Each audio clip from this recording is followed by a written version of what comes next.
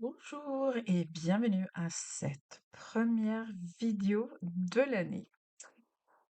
Tout d'abord, si ça n'a pas encore été fait par un autre biais, comme la newsletter, le blog ou Instagram, je vous présente mes tout meilleurs vœux pour l'année 2026.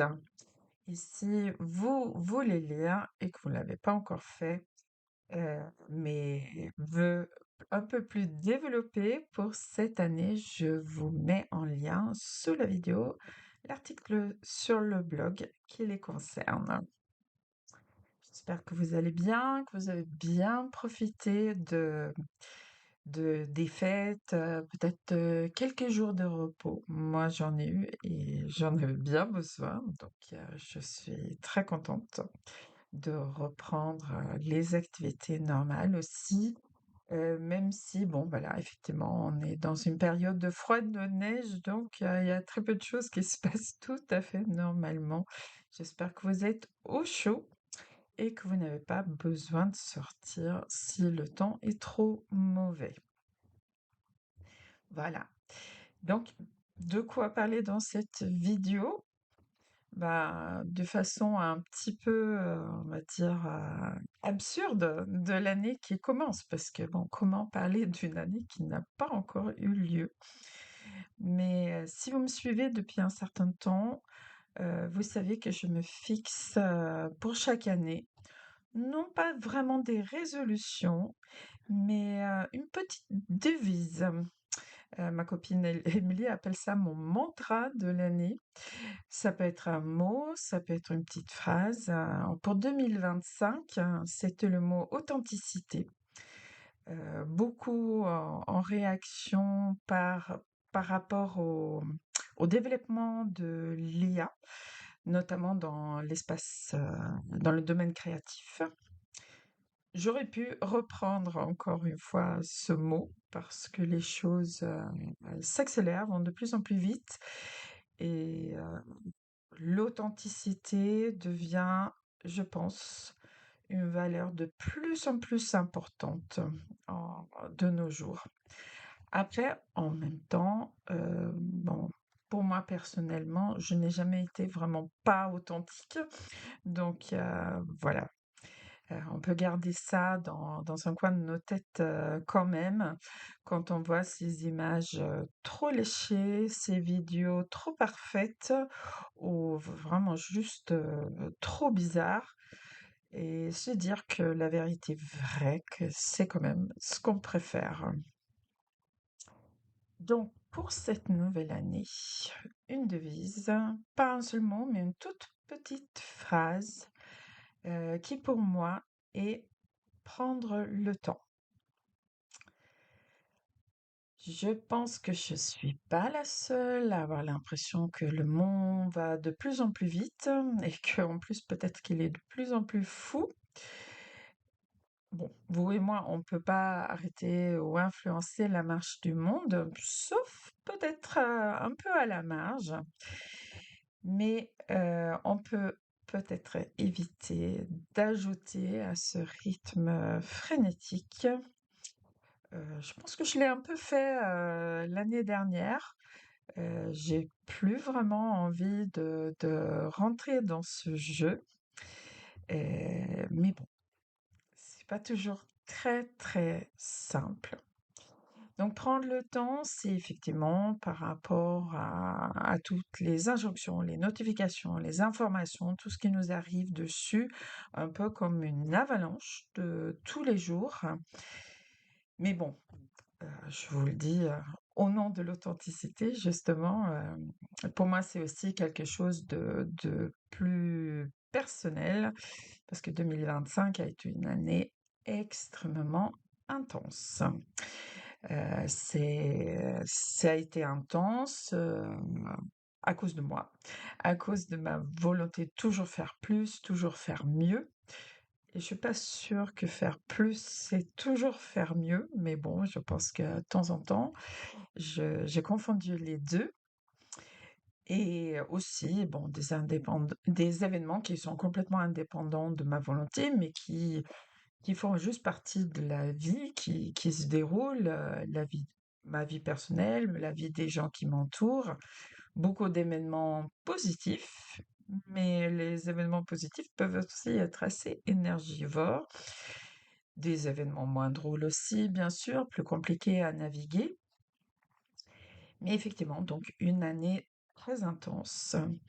Et là, tout à l'heure, quand j'ai voulu regarder combien de vidéos j'avais publiées sur YouTube en 2025, donc le nombre est 34, ce qui veut dire que j'ai pas mal atteint l'objectif que je m'étais fixé, qui était une vidéo toutes les 2 semaines, ce qui aurait pu faire 26. Donc il y en a eu 34. Ça n'a pas toujours été exactement ce que j'avais mis dedans dans mon intention de début d'année, mais bon, il y en a eu. Il y a eu en fin d'année pas mal de tutos par rapport au crochet avec des perles. C'était bien sûr lié au calendrier de l'Avent, mais il y a eu plein d'autres tutos aussi, de tricot, etc. Et d'autres vidéos un peu plus personnelles. Et j'ai vu que déjà au mois de juillet, j'avais fait une vidéo par rapport au temps et par rapport à mes réflexions sur le temps qui passait trop vite et que je ne gérais pas toujours au mieux. Bon, j'ai fait cette vidéo au mois de juillet, la veille de vacances, vous savez, où vous avez l'impression que le temps s'étire devant vous à l'infini, que vous allez avoir le temps de faire beaucoup de choses et peut-être aussi de planifier pour que le reste de l'année se passe dans les meilleures conditions. Bon, voilà, cet objectif-là n'était pas tout à fait atteint pour moi en 2025. Vous m'avez vu aussi moins en vidéo vers la fin de l'année. Il y a eu beaucoup de choses, un cumul de choses, fois pour la plupart vraiment très positives, mais il m'a manqué des temps de respiration. Et je pense aussi que pour quelqu'un comme moi qui a un travail qui est vraiment dans le créatif, il faut, c'est vital même, d'avoir ces temps de respiration. J'en ai parlé avec une amie qui, bon, voilà, on va passer un peu sur les détails, mais entre autres, elle m'a parlé du vide créateur, un temps de pause entre les projets, entre les expériences, entre tout ce qu'on fait. Et le vide créateur, c'est quelque chose qui me parle beaucoup. Il n'y a pas eu dans ma vie beaucoup de vide créateur en 2025. Donc, je constate que j'ai vraiment besoin d'avoir de la marge, d'avoir des sortes de zones tampons temporelles dans mon agenda, justement, soit pour le vide créateur, soit pour absorber l'imprévu. Que cet imprévu émane de moi-même ou d'autres personnes. Donc, il faut un peu d'espace dans mon agenda. Mais dire ça, ça veut dire aussi qu'il faut pas forcément que je renonce à beaucoup de choses, mais que je les étale dans le temps. Ça veut probablement dire aussi qu'il va falloir m'entraîner à dire non de temps en temps, dire non à certaines choses pour pouvoir dire oui à l'essentiel. Alors ça veut pas forcément dire que vous allez moins me voir, que je vais vous proposer moins de choses. Je pense que c'est justement des choses dans ce genre que j'ai envie euh, de laisser plus, pour lesquelles j'ai envie de laisser plus de place. J'ai envie de laisser plus de place pour tout ce qui est projet collectif en ligne, des cales, donc sur le crochet ou sur le tricot. J'ai envie de laisser plus de place et de temps pour toutes mes actions de formation, quelle que soit la forme qu'elles prennent. Et j'ai envie de laisser plus de temps, donc bon, ça en découle un petit peu pour la création de nouveaux modèles. Et j'ai effectivement envie de laisser plus de temps à YouTube. YouTube et le blog et la newsletter, le trio en haut du podium pour moi, pour les manières dont j'aime entrer en contact avec vous. Donc d'ailleurs, si vous n'êtes pas encore abonné à la newsletter, il y a un petit lien sous la vidéo pour ce faire. Peut-être qu'il faut aussi un peu d'espace et de temps pour faire des choses qui ne sont pas directement du travail. J'ai un jardin complètement négligé, sauf que, bon, mon mari passe l'aspirateur, n'importe quoi, passe la tondeuse. Donc voilà, j'aimerais le remplir de fleurs beaucoup plus que c'est le cas maintenant. J'aimerais aussi faire de la couture.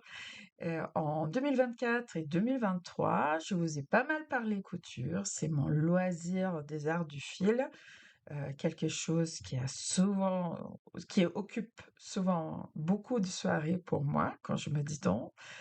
Et ben voilà, je vous ai pas parlé couture, je crois quasiment pas du tout en 2025 ou très peu. Parce qu'il n'y a pas eu ce temps de loisir, en fait. J'ai pas eu cette énergie créative, et aussi ce ressourcement que c'est pour moi de faire quelque chose de créatif en dehors de mon travail de tous les jours. Donc c'est pas du tout, on va dire, un mouvement de recul, c'est juste une volonté de prendre du temps, faire les choses mieux, faire les choses jusqu'au bout et pas ajouter trop de choses les unes par-dessus des autres. Et c'est très marrant parce qu'aujourd'hui, juste avant d'enregistrer cette vidéo, je vais sur Instagram. Donc c'est bon, c'est un endroit où on peut perdre beaucoup de temps, hein, mais c'est aussi un endroit où on peut apprendre des choses. Et j'ai vu l'annonce des organisatrices du NITIT qui ont annoncé qu'il n'y aura pas ce festival. Donc le NITI Tanko, c'est un magnifique festival des arts du fil à Lyon, organisé par une petite équipe de femmes hyper sympas et très très pro dans tout ce qu'elles font. Eh bien, elles annoncent qu'il n'y aura pas de festival NITIT en 2026. Elles ont besoin de prendre le temps de donner un peu d'espace, comme j'interprète leur poste, pour faire des choses certes essentielles et aussi peut-être expérimenter un peu, tester des choses. J'ai eu envie de faire un peu des choses différentes. J'ai pu enfin, en 2025, j'en suis ravie, réaliser mon idée que j'avais depuis des années de faire un petit cal au mois de novembre en préparation des cadeaux de Noël, etc. Je suis très contente de le faire, mais ça faisait des années que je voulais faire ça. Donc, un peu de temps pour expérimenter, pour faire des choses un peu différentes, pour, voilà, laisser un peu de vide créateur dans lequel de nouvelles idées peuvent germer et peut-être même éclore et fleurir, on verra bien. Voilà, donc prendre son temps pour aussi durer, parce que comme j'ai déjà pu vous le dire, moi je veux avoir 60 ans cette année, j'ai absolument pas l'intention d'arrêter quoi que ce soit. J'ai l'impression aussi que, en quelque sorte, le temps, si j'arrive à le prendre, il travaille pour moi. Avec le temps, j'ai de plus en plus d'expérience, j'ai de plus en plus de choses à transmettre et je peux creuser sur le plan créatif les choses de plus en plus loin. Donc voilà, ma petite devise pour 2026, c'est prendre le temps. Prendre le temps de vous proposer des choses, prendre le temps de trouver de l'inspiration, même si je dois dire que côté créatif, ça tourne pas mal, même sous pression. Ce qui me manque, c'est vraiment le temps de concrétiser et de réaliser. Mais le créatif, c'est un peu ma valeur refuge. Il y en a pour qui c'est l'art. Pour moi, c'est la créativité. Donc, prendre le temps avec vous, venir ici sur YouTube un peu plus souvent, même si les vidéos parfois peuvent être plus courtes, pourquoi pas.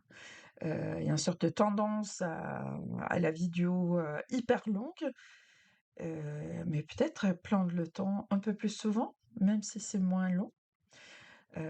Prendre le temps de préparer les choses pour pouvoir les finaliser et peut-être les porter un peu plus loin. Proposer les choses que j'ai préparées peut-être pour un atelier en vrai, sous un autre format, en ligne, avec vous. Qui sait? Là, je m'avance. Je disais que c'était un peu absurde de parler d'une année qui n'a pas encore eu lieu. Mais voilà, ma devise pour l'année, c'est prendre le temps de la création, de la transmission, le temps des échanges avec vous, le temps du plaisir et de la joie et du bonheur que je pense qu'il faut qu'on trouve dans les petits instants. Il faut avoir le temps de les noter, de les remarquer et de le vivre. Et vous, vous avez une idée sur 2025? Vous avez une devise, une intention, quelque chose comme ça? J'avoue que je serais très très curieuse de le savoir. Je vais terminer cette vidéo avec un petit florilège des créations des gens qui ont participé à mon calendrier de l'Avent. C'était le dernier projet collectif de l'année 2025.